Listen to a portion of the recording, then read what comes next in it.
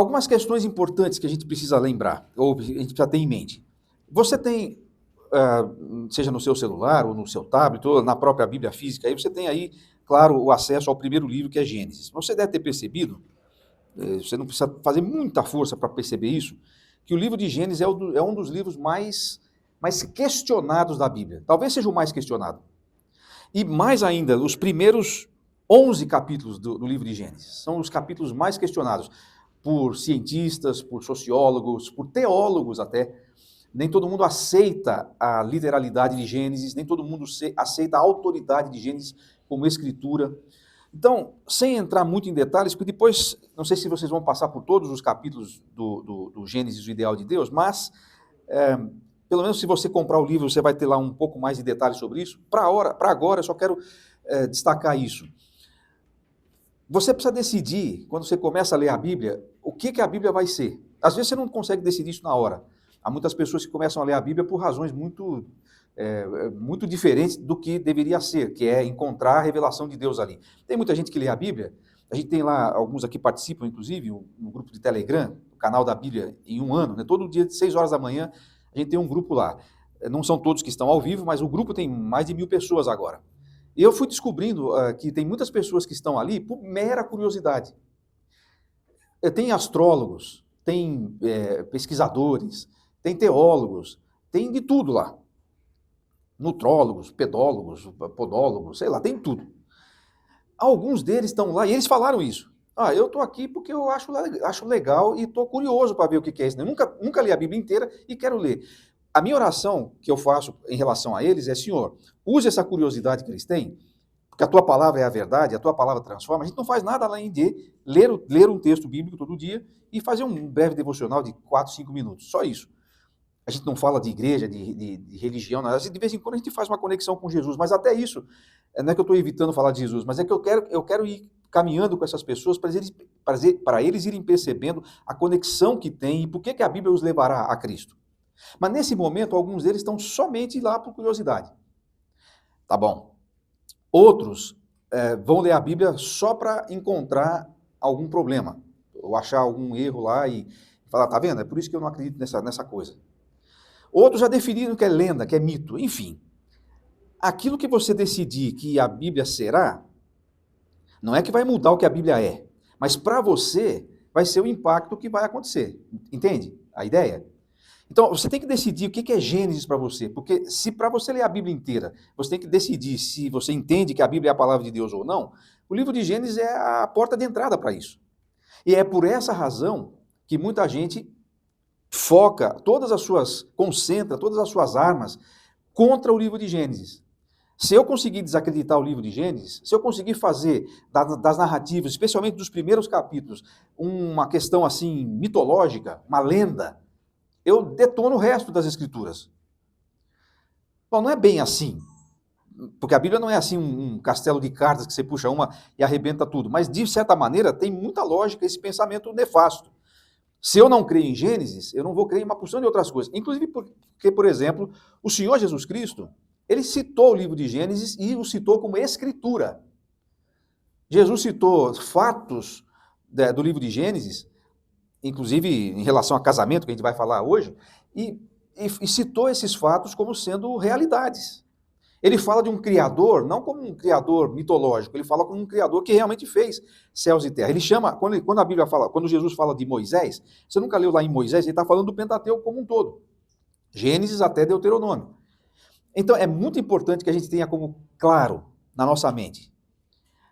Bom, Gênesis é a palavra de Deus? Se ela é a palavra de Deus, então e não vou nem entrar nos detalhes técnicos desses termos, mas nos conceitos gerais, que é o propósito para essa frase agora. Se a Bíblia é a palavra de Deus, então ela foi inspirada por Deus, então ela é autoridade.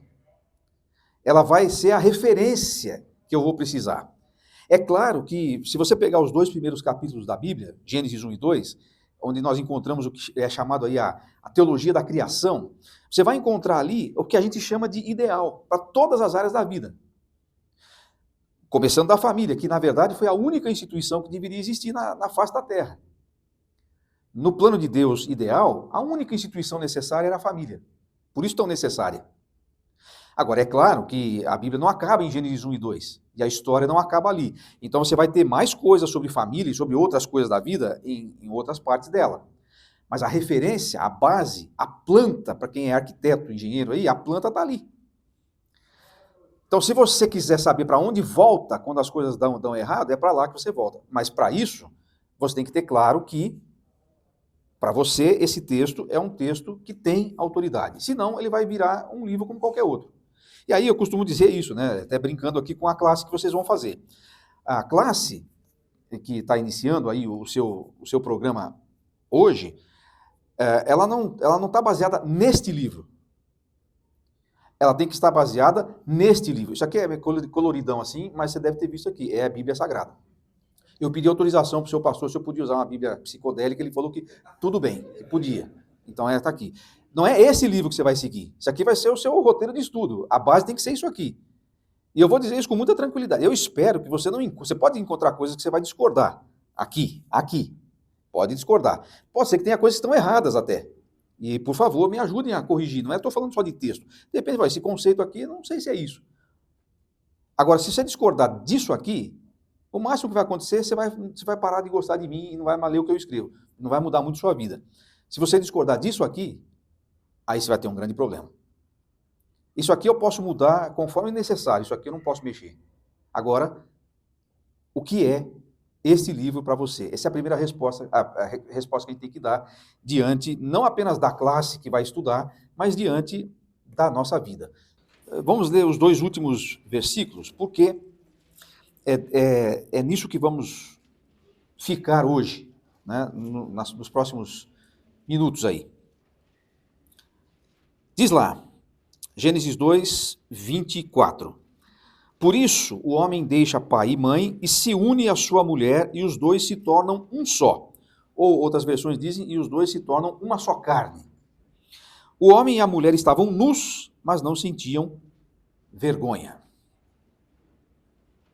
O que é que você tem nesses versículos? E eu quero usá-los como base da nossa reflexão, porque o que você vai ver depois, durante as aulas subsequentes, é como é que esse modelo aí vai acontecer na prática. Aqui nós temos a principal definição bíblica de casamento. É óbvio, você deve ter percebido aí, quando se você vai lendo a sequência toda de Gênesis 1 e 2, é evidente que essa expressão aí é um parêntese na narrativa, porque Gênesis está contando a história de Adão e Eva, e o casamento de Adão e Eva não foi nesse padrão aqui de deixa homem, pai e mãe, eles não tinham, né? Eles não tinham pai e mãe, eles foram criados, como você sabe, e como a Bíblia relata, então não teve. Mas esse é um parêntese que o Espírito Santo está fazendo através de Moisés, para quem está lendo essa narrativa depois, para dizer, olha, o primeiro casamento foi assim, como está escrito aqui, mas nenhum outro foi. A partir de Adão e Eva, de todos os seus filhos, os casamentos seriam assim. E esse é o conceito bíblico, portanto, do Criador, portanto, do idealizador do casamento, e como eu disse há instantes, o plano de Deus não era que houvesse necessidade de nenhum outro tipo de instituição, nem de igreja, nem de povo de Israel, nem de nada. Por quê? Porque o plano de Deus é, se vocês seguirem esse modelo aqui, essa regra clara, os seus filhos, seus netos, seus bisnetos, eu não sei até onde isso iria, não sei se ia chegar num momento que Deus ia falar, bom, agora não vai ter mais reprodução humana, porque já encheu a terra, tá bom já, não sei. Não está escrito que seria assim, mas pode ser que uma hora ia ter que parar, sei lá. Mas o fato é, se tudo corresse do jeito que estava planejado, nenhuma instituição seria necessária, apenas a família, porque tudo giraria em torno disso. Seus filhos vão aprender a adorar o Criador no ambiente da família. Eles vão aprender a amar os outros, e a respeitar os outros, e a desenvolver suas habilidades para manutenção da vida em um alto nível. Esse é o ideal de Deus em Gênesis 1 e 2. Não precisamos de mais nada. Qual é a regra? Três pontos aí, 3 passos. Qual é a primeira coisa? Como é que se forma uma nova família? Qual é o passo a passo para que a gente possa dizer, temos aqui uma família? Qual é a ideia de casamento? Qual a primeira coisa? Deixa o homem pai e mãe. O que significa isso? Significa que para uma nova família ser iniciada, há que haver maturidade dos envolvidos. Um casal não pode se formar com uma nova família se não tiver maturidade para isso. Ele tem que estar pronto para viver uma vida autônoma. Esse deixar envolve todos os aspectos, até físico, se for possível. Quem vai casar, não sei se em São Paulo ainda tem essa realidade, no interior tem muito disso ainda. A pessoa tem lá um terrenozinho, né, e casa e vai morar no fundo do terreno do pai e da mãe. É um negócio meio esquisito. Mas errado mesmo, se você não deixa pai e mãe emocionalmente, financeiramente, culturalmente, você... tudo que eu vou falar aqui é coisa que eu já vi, você também já deve ter visto, né? Você já viu a pessoa que casa e o rapaz fica depois comparando a comida que a mãe faz e a comida que a esposa faz? Quem nunca fez isso? Eu nunca fiz isso. É por isso que eu estou, inclusive, bem mais recalchutado do que eu estava quando me casei, né? Eu já tive 60 quilos. Isso era antes de casar, então eu não posso reclamar disso, né? É verdade que às vezes no começo do casamento há alguns ajustes, né? Eu já contei isso, acho que até para vocês aqui, depois da segunda, terceira vez já contei todas essas histórias, né? A Leia me admirava tanto quando a gente casou, mas tanto, era uma admiração assim, incrível. Eu cheguei à conclusão uma vez que ela me considerava um verdadeiro Deus, porque todo dia ela queimava a oferenda antes de vir apresentar, então o arroz todo dia se queimava. Aí foi melhorando. Ela foi caindo na real, que eu não era assim tão divino, e foi parando de sacrificar as oferendas. Aí a crosta do arroz acabou. Não, ela nunca fez isso, eu estou brincando, ela sempre cozinhou muito bem. Agora, isso é diferente. A minha mãe era, né? Agora não consegue mais por causa do Alzheimer, mas ela era uma cozinheira de mão cheia, cozinhava muito bem. E a gente sempre gostou muito de coisa muito temperada lá em casa. Na casa da Leia, era o contrário. Não é que não se cozinhava bem, mas eles gostam assim, eles têm um padrão assim meio SUS de alimentação, sabe? Não entra... Você já viu comida de hospital? Não tem sal, não tem cebola, não tem alho. É comida de hospital, assim. Padrão SUS de qualidade, assim, em termos de tempero. Então, isso aí deu um certo choque, né? Mas eu falei, mas será que eu tenho pressão alta? Ela acha isso? Porque não tem nada de sal. Não é, porque na família dela não se comia assim. Essas paradas assim acontecem. Por que acontecem? E às vezes essas coisas que a gente está falando aqui de uma maneira mais informal, mas isso aí é motivo de separação às vezes. Eu aconselhei, eu não sou conselheiro de casais, eu não tenho paciência e nem capacidade para fazer isso, mas eu trabalho com discipulado. Eu estava discipulando uma pessoa recém-casada, na verdade eu tinha acompanhado antes do casamento ainda, mas era uma pessoa que era tão emocionalmente ligada à mãe. O pai dele tinha falecido já, então era muito ligado à mãe. Então você imagina, todo dia ele saía do trabalho e dava uma passadinha na casa da mãe. Ok, cuidado. Só que aí a mãe não era boba nem nada, já deixava aquela baita, aquela mesona já do jantar pronta. E enquanto isso a esposa, sabe como é que a esposa, né, recém-casada tal, fazendo os pratos lá, e chegava lá, já almocei, já jantei. Isso aí foi começando a gerar um problema entre eles, e virou um problema que quase deu separação. Foi por isso? Sim, por isso. É porque não deixou pai e mãe. No caso ali era mãe, mais, né? Então, deixa o homem pai e mãe. Ou seja, preste bem atenção nisso, porque aqui é um princípio geral de família. Uma família deve ser iniciada quando há maturidade de ambos para poder tocar em sua vida.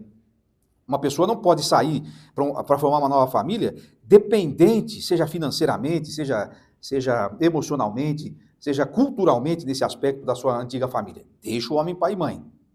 Olha quanta coisa a gente poderia evitar na nossa própria vida se a gente seguisse esse conselho. Na verdade, não é o conselho, é o padrão, é o ideal de Deus na nossa própria vida.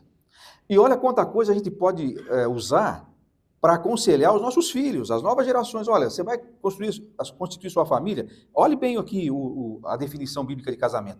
Veja as coisas que são necessárias.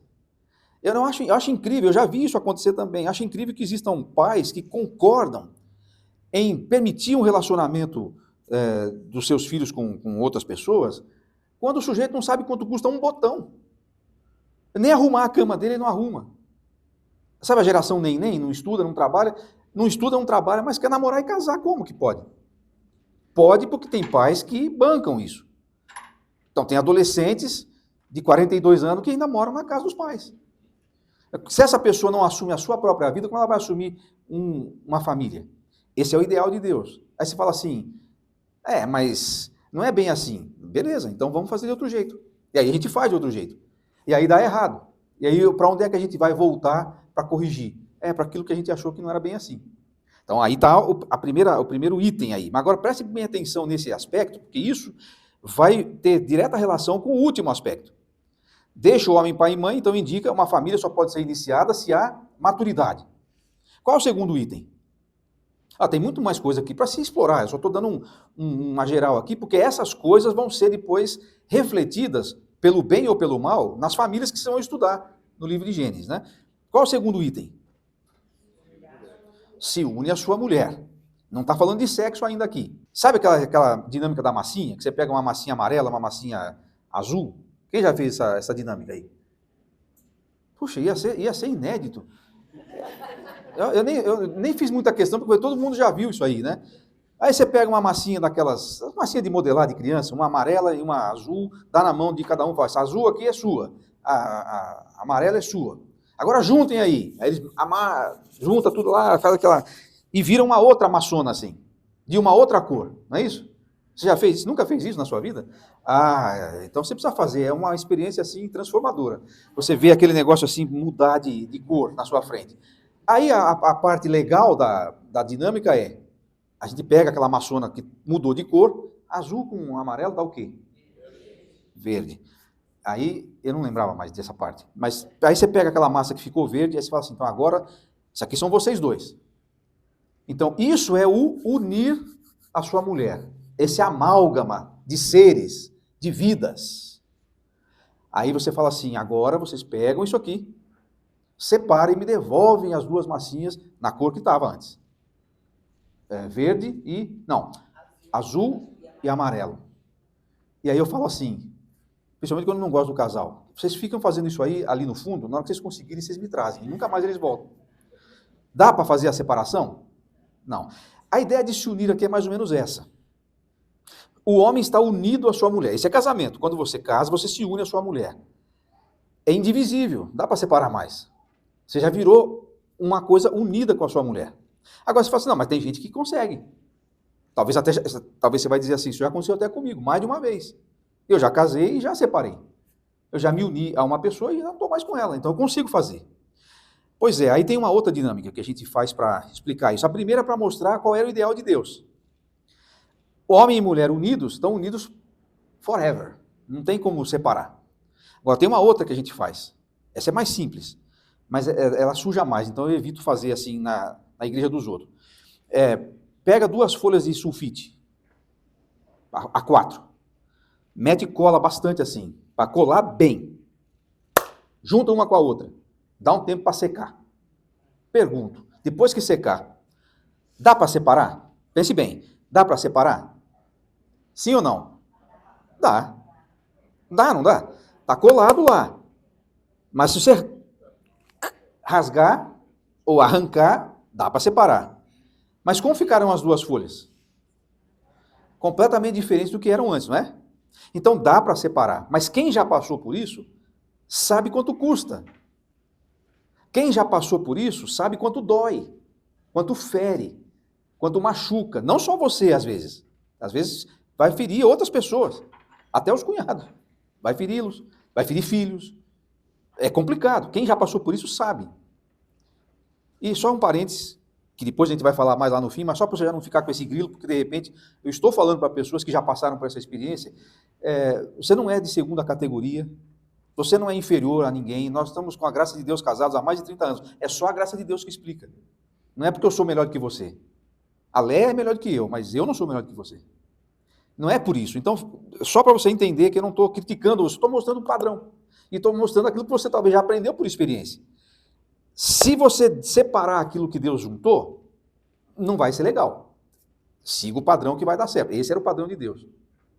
Esses dias eu escutei uma pessoa falando, é engraçado, mas não tem graça. É engraçado porque a frase é curiosa, mas o que está por trás dela não é interessante. Alguém falou assim, o Mandela ficou 30 anos preso. Quando ele saiu, em 6 meses ele se separou da mulher. Ele aguentou ficar 30 anos na cadeia, não aguentou ficar 6 meses casado. Por isso que eu falei que é engraçado a frase, mas pensa bem se isso não é triste. Porque traz uma verdade ali que não é legal. E que está muito fora da regra e do padrão que Deus queria. Porque Casamento, na visão de Deus, não é um negócio que é mais difícil de aguentar do que 30 anos de cadeia. A terceira coisa o que é? Ele deixa o homem pai e mãe, se une à sua mulher e se torna uma só carne. Agora entrou a parte física, a parte da sexualidade. Quando uma pessoa, um homem, e aí a expressão é justamente um macho mesmo, é macho e fêmea a expressão aí. Quando um macho, entendam isso tecnicamente, não estou falando, é que a gente fala a expressão macho, você já pensa em machão, machismo, não é, estou falando macho assim, gênero. Quando um macho se une a uma fêmea, aí eles podem se tornar uma só carne. Você percebe que tem uma sequência aí? Percebe que o padrão de Deus, o ideal de Deus, ele pressupõe que tem algumas coisas que precisam acontecer para chegar onde nós chegamos agora? Isso é muito importante. Talvez seu filho adolescente, ou algum jovem, alguém, ou talvez até você mesmo, um dia já tenha perguntado assim, porque você já deve ter ouvido falar na igreja que sexo é só no casamento. Alguém já deve ter falado isso para você, já deve ter pregado isso. E algum mais astuto pode perguntar assim, você pode me dar um versículo que diga isso? E eu pergunto para vocês, alguém pode me dar um versículo na Bíblia que diga assim, não pode fazer sexo fora do casamento, ou antes, ou durante, mas não pode fazer sexo, a não ser que seja com o seu cônjuge, alguma coisa mais ou menos por aí. Tem algum lugar na Bíblia que diz isso? Tem algum versículo que fala sobre isso? Gênesis 2, 24, ok, boa resposta, mas não está escrito assim, tá? Está escrito desse jeito? Como é que a gente conclui que é desse jeito? Porque aí está uma descrição, uma definição do que é casamento. E tem uma descrição também, e é o único lugar onde fala sobre isso, na narrativa, onde é que o sexo entra. O que significa que a iniciação sexual de uma pessoa deveria acontecer dadas quais condições? É só olhar o texto aí. Dadas quais condições? Físicas, ou emocionais, ou o quê? Quais são as condições? O que vem antes de se tornar uma só carne? E isso implica em quê? Quando uma pessoa está apta para deixar pai e mãe, quando ela tem o quê? Maturidade. Então, a iniciação sexual de quem não tem maturidade, não estou nem falando do casamento ainda, só estou falando do frame maior aqui. Iniciação sexual é para quem tem maturidade. Maturidade de fazer o quê? Tocar sua própria vida. Qual a segunda condição? Houve uma aliança. Não é nem um contrato, é uma aliança. Contrato você quebra. Né? Contrato você paga a multa e quebra. É uma aliança. É indivisível. É só nessa condição que o sexo entra. E é claro, aqui nós não temos só esse texto para falar sobre sexualidade na Bíblia, e nem sobre casamento na Bíblia, mas é óbvio que pode-se já introduzir essa questão aqui. O sexo não é colocado no casamento apenas para procriação. Porque a relação sexual, a relação conjugal, o ato conjugal, vai muito além disso. É o clímax, é o auge de todo esse amálgama que está sendo descrito aqui para nós. São duas pessoas, um homem e uma mulher, um homem e uma mulher, e é homem e mulher, isso é o que está escrito no texto. E quando eles, então, estão aptos para essa união indivisível, aí a sexualidade pode ser iniciada. Aliás, não é que isso que pode. Aí isso vira um negócio tão sério e tão importante que lá na frente você vai encontrar, por exemplo, o apóstolo Paulo falando, isso é tão sério, isso é tão importante, isso é tão necessário, que ele diz assim, um homem e uma mulher casados não podem se privar um ao outro. O que ele está querendo dizer? Não pode fazer greve, não pode usar o sexo como moeda de barganha, nem o homem nem a mulher. Por quê? Porque isso faz parte da sua união indivisível e desse amálgama que virou aí. Isso é tão importante para isso. Agora, ele não está dizendo lá assim que... aquele texto não está dizendo que essa razão aí é dada porque você tem que ter filho. Inclusive porque há pessoas que não têm filhos. E às vezes não é porque não querem, às vezes porque não podem. E nesse caso, é o mesmo caso, o que mostra que o sexo não é só para a procriação. O sexo é para o prazer, o sexo é para a completude, o sexo é para a cumplicidade. Eu nunca entendi muito bem por que aquele versículo que vem depois está ali. Homem e mulher estavam nus e não se envergonhavam. E daí? Né, eu sempre achei muito estranho. Começo a entender um pouquinho melhor aquele texto quando eu entendo que ele vem logo em seguida a essa definição bíblica de casamento para mostrar justamente isso. A união pelo casamento é algo tão profundo, é algo tão íntimo, é algo tão completo que você não tem o que esconder do seu cônjuge. Pelo menos não deveria ter.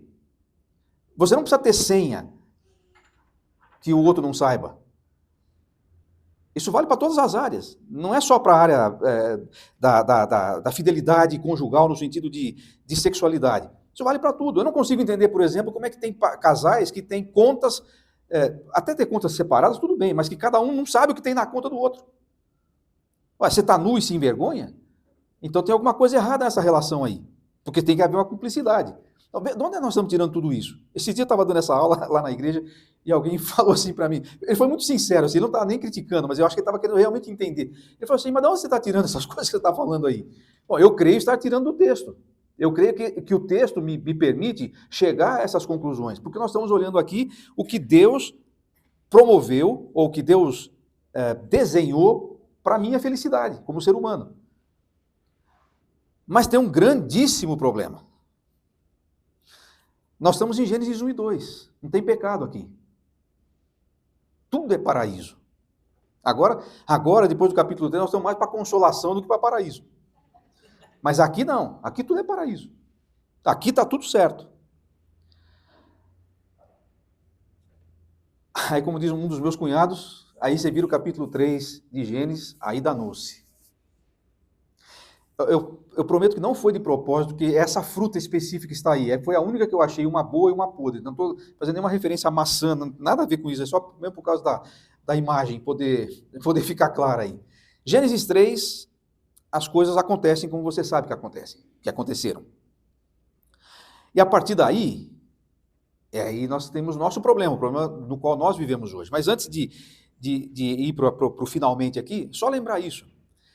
Mesmo que o ideal tenha sido deturpado por causa do pecado, ele continua sendo o ideal. Quando Jesus foi perguntado sobre casamento, inclusive, sobre divórcio, como é que é? Pode dar carta, pode não dar carta? Qual foi a resposta dele? Como é que foi desde o princípio? Foi isso que ele respondeu. Qual é o princípio? E aí ele cita, o princípio era exatamente esse texto aqui, que ele estava falando. O que ele quer dizer com isso? Se você quer consertar a bagunça que o pecado causou, você tem que olhar para o princípio. O ideal de Deus foi deturpado pelo pecado, mas continua sendo o ideal. É verdade, nenhum de nós consegue mais viver esse ideal por nós mesmos. O pecado nos incapacita para isso. Mas nós vamos ter o recurso, você sabe qual é o recurso? Nós vamos falar dele já já. O ideal está deturpado, mas continua sendo o ideal. Quando as coisas saem do controle, quando as coisas dão errado, eu tenho que voltar para lá. E se eu não voltar para lá, e se ao invés de voltar para lá que eu estou falando é o ideal de Deus aqui em Gênesis. Se eu não tiver isso como base, as coisas podem ficar ainda piores. Ao dizer isso, eu não estou abrindo mão ou jogando na lata do lixo todo tipo de conhecimento que não esteja em Gênesis.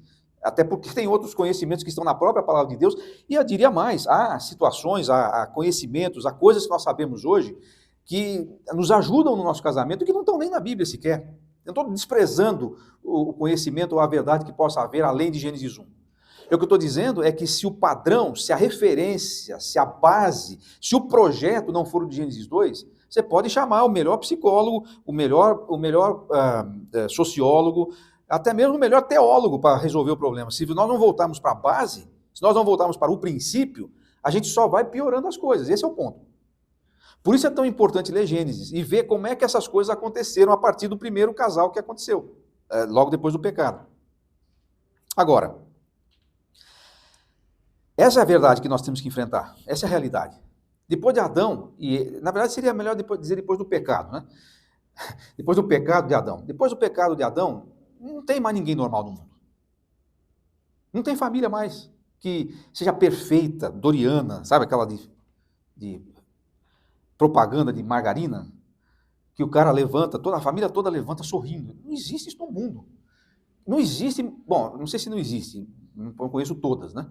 Mas assim, acho muito difícil existir uma família que já levante assim, todo mundo sorrindo, todo mundo dando risada. Ai, que legal, a gente vai para a escola, que legal, vou para o trabalho, e tal, e outra coisa também, a não ser nas casas de vocês que já tem assim, já estão, como diria o outro lá, então estão num outro patamar, são raras as casas que eu conheço que quando a pessoa levanta, o café já está pronto, tudo lá direitinho, lá com aquelas coisas, tudo chique. Se você quiser, vai para o micro-ondas, meu filho, esquente lá e se vire. Então não tem isso, não tem isso. E eu vou citar aqui 3 coisas que estão no livro, que são citações de um pastor que eu conheci nessas minhas pesquisas, chamado Skip Heitzig. É um americano lá, que mora no Novo México, que trabalha lá. Ele fala umas coisas interessantes, e eu quero usar essas 3 frases, que estão aqui no livro que vocês vão estudar, que eu acho muito interessantes sobre Gênesis. A primeira coisa é isso. Você vai perceber isso quando você vai estudando o livro de Gênesis, como vocês vão fazer agora. Todas as famílias, ele fala, o Skip Heitzig fala, todas as famílias de Gênesis são disfuncionais. Eu me permito expandir isso para todo mundo. Não é só em Gênesis que você encontra a família disfuncional. Todas as famílias da Terra, inclusive a sua, meu amigo, minha amiga, como disse o Macedo gosta de falar isso, né? Meu amigo, minha amiga. Mas você acha que a sua família é assim, tranquila, é normal mesmo, boa, perfeita? De 0 a 10 está quanto perfeita? Se você falar que está acima de 8, olha, eu gostaria de passar uns dias na sua casa para aprender. Não, é só para aprender como, porque eu não consegui ainda chegar nesse nível 8 aí. Sabe, a gente pensa em disfuncionalidade familiar naqueles casos gravíssimos que necessitam, de repente, a intervenção do Estado, sabe, que tem que ir a polícia lá. Nossas vizinhas lá, por exemplo, estão nessa base. Ou elas estão brigando de se arrebentar, ou estão celebrando de se arrebentar. Quem sofre com isso é o vizinho, de cima, de baixo, do lado. A gente mora atrás do cemitério, acho que até os mortos eles sentem assim a dificuldade. Eu digo isso assim, sem ranço nem nada, eu tenho pena dessa família. É muito difícil para eles viverem, eles vivem assim, não é que tem um caso ou outro assim, que um dia deu uma... Não, é assim. Então a gente pensa, essa é uma família disfuncional. Agora, embora o grau da disfuncionalidade possa variar, eu espero de verdade, que você não passe os perrengues que essa família minha vizinha passe. Espero que o grau de disfuncionalidade da sua casa não seja assim tão elevado. Mas algum grau vai ter. E o que mais Gênesis nos ensina a respeito disso? É muito claro, desde o primeiro casal, Adão e Eva, e depois todos os seus descendentes, e depois vem o dilúvio, depois começa de novo e tal. É muito claro que Deus não está esperando, Ele não tem expectativa de encontrar na sua família ou na família de quem quer que seja uma família perfeita, uma família não funcional ou não disfuncional. Não vai, ele sabe que ele não vai encontrar, ele sabe. Isso é um alento. Isso é um alento. Aqui começa o alento de Gênesis. Se você pegar, por exemplo, imagine que tivesse um líder na sua igreja que dissesse assim, olha, a gente vai viajar de férias agora, a gente vai lá para a Europa dar um rolê. E nós vamos a alguns países assim muito liberais. E o pessoal lá não respeita a mulher dos outros. E você é uma gata assim daquelas. Apesar de já estar na idade da loba e tal, mas você está muito bem, muito enxuta. O seu tanque de botox está assim no 100%. Então, não vamos entrar nesse detalhe. Esse negócio dessas harmonizações são muito curiosas, né? É que nem negócio de academia. Você já foi em academia? Tem um amigo que fala o seguinte, a academia tem 2 tipos de mulher lá fazendo academia. Tem aquelas que não precisam e tem aquelas que não adianta. Pode fazer o que quiser que não vai resolver. Pode fazer o que... Mas não é o caso dessa aí. A pessoa está ali perfeitinha e tal, e aí ele fala assim, é o seguinte, eu sei que lá é um lugar meio liberal, e vamos fazer o seguinte, os caras vão saber que, se você souber que você é minha mulher, eles vão acabar me matando. Então você fala que você é minha irmã. Se você sabe que um líder da igreja fez isso, você faz o que com ele? Bom, nem precisa me falar, mas eu acho que você já imaginou coisas que não são assim tão republicanas para fazer. Sabe quem fez isso? Você sabe. Quem fez isso? Quem? Não, o pai da fé? É, o pai da fé. O pai da fé fez isso com a mulher dele. Pior que a mulher aceitou isso ainda. Agora, Abraão é o pai da fé. Será que Deus não sabia que o cara tinha um desvio de caráter desse tamanho? Ele sabia. Ele sabia a mulher que tinha também, porque Sara, vamos combinar também que não era lá assim. Mas só que a Sara é chamada por Pedro de uma mãe modelo. Deus não está esperando famílias perfeitas. Ele sabe que não tem. Ele sabe que a sua não é. Mas sabe o que é a grande nota de esperança que você vai encontrar em Gênesis, ao ler essas famílias? É justamente que a graça de Deus funciona nessa nossa disfuncionalidade. Deus vai usar um Abraão, embora ele seja Abraão. Mais do que isso, ele vai usar Jacó. Meu amigo, se Deus pode usar Jacó, você sabe quais são as 12 tribos de Israel, não sabe? Talvez não saiba de nome. Você sabe que tem 12 tribos. São os filhos de quem? Pega lá o capítulo que conta como é que surgiram. Se os 12 filhos de Jacó tivessem aqui na CB Moema, vocês não iam encontrar por mais piedoso e temente a Deus que fosse, um professor para a escola bíblica. Nunca mais vocês vão conseguir. No Ministério Infantil, não. Um dia, a professora ia sair, ia procurar o pastor André e ia falar assim, pastor, tem que fazer alguma coisa com os meninos aí. Que meninos? Aqueles 12 que vêm aí. Por quê? Porque eles estão falando que vão matar o Zé. E ele vai, que Zé? O Zezinho, enfim, não é o mais novo, mas um dos mais... Como assim? Eu não sei, eles estão tramando lá. Eu ia dar polícia no negócio. Você ia pôr um cara desse para ser presbítero da igreja aqui? Nunca. Mas Deus chamou ele para ser o pai das tribos de Israel. Olha, eu não falei do Isaac ainda, porque não vai dar tempo, mas podia também achar umas coisas assim, curiosas na vida de Isaac. Esses aí são aqueles que, quando a gente vai ler lá aquelas orações, o Deus de Abraão, de Isaac e de Jacó. E que famílias eles tinham. Sabe por quê? Porque eles eram disfuncionais, sim, como eu e você somos nas nossas famílias. Mas a graça de Deus teve espaço. E eles foram o que foram, apesar do que eles eram, não por causa do que eles eram. E isso me anima, não sei quanto a você. Isso não quer dizer que eu posso, então, já que tem alguns que vão olhar por esse lado, se até Jacó, e Abraão, Isaac e Jacó foram assim, então a minha está... Não é esse o lado que você tem que olhar. Você tem que olhar embora eles fossem assim, a graça de Deus operou nisso e fez com que eles fossem usados. Então a minha família pode ser bênção. Então a minha família pode ser usada. Então Deus pode operar na minha disfuncionalidade e fazer com que as coisas sejam consertadas. Então na minha família pode haver perdão, pode haver graça, pode haver restauração, pode haver um recomeço. Então o meu casamento, não importa, eu posso ter 500 antes, ninguém teve, é hipérbole. Ninguém teve isso, mas eu posso ter tido vários relacionamentos antes. Eu vou daqui para frente, é daqui para frente que eu tenho que tocar. E daqui para frente eu quero contar com a graça de Deus. Daqui para frente eu quero essa união indivisível. Eu quero honrar a Deus com isso. E eu quero contar com a graça de Deus, porque se eu não contar com a graça de Deus, eu não chego nem perto do ideal. Já contando é difícil.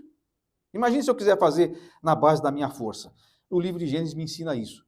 Então, o livro de Gênesis, sim, mostra a nossa miséria de uma forma escancarada. Aliás, é interessante isso, ele não esconde a miséria de nenhum dos grandes homens que ele está usando. Você sabe, a história que está sendo contada é a história da redenção. A história da civilização humana em Gênesis, ela vai se afunilando até chegar em Abraão, e depois o resto vai ser praticamente focado em Israel, porque está apontando para o Cristo. Essa família maluca aí é a família de onde veio o Senhor Jesus Cristo. E tem gente pior ainda. Você vai ver os reis lá. Tem um cara na descendência de Jesus chamado Manassés. Você não tem ideia de que esse cara era capaz de fazer.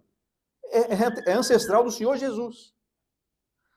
Bom, eu olho para o livro de Gênesis, eu vejo o ideal, eu vejo a deturpação, mas eu vejo a esperança. E o que a gente quer muito que aconteça, e eu tenho certeza que esse é o intuito também de vocês que estão aqui. Vocês não iam levantar num domingo de manhã às 9 horas, ou antes das 9 horas para chegar aqui, se isso fosse apenas o cumprimento de uma tabela religiosa. Bom, ainda que seja, venha, porque Deus vai fazer coisas que você vai se surpreender. O que você vai encontrar nessas páginas, não do meu livro aqui, absolutamente não, das páginas de Gênesis, trarão esperança para a sua família. Trarão rumo para as novas gerações. Quem tem filhos aqui, em casa, que estão ainda em casa? Olha aí. Vocês não têm ideia da riqueza que tem em Gênesis para a gente compartilhar com as novas gerações. Se a graça de Deus renovar a nossa vida, nós vamos ver outros tipos de lares se formando e assim por diante. E eu espero, então, que seja assim, que Deus abençoe, não só o esforço de vocês aqui na continuidade desses estudos, mas a vida de cada um de nós, a família de cada um de nós, alguns que talvez ainda estão em fase aí de se preparar para casamento, etc., que Deus, de fato, use esse tempo para a glória dele. E é isso que nós, de fato, precisamos. Mas, então, vamos encerrar aqui. Pastor André, por favor. Não sei como é que você chega aqui nesse domingo pela manhã, qual a tua história. Essa história da maioria de vocês, algumas histórias ainda não. Mas o fato é que eu tenho uma família disfuncional. Eu sou pecador, minha esposa é pecadora.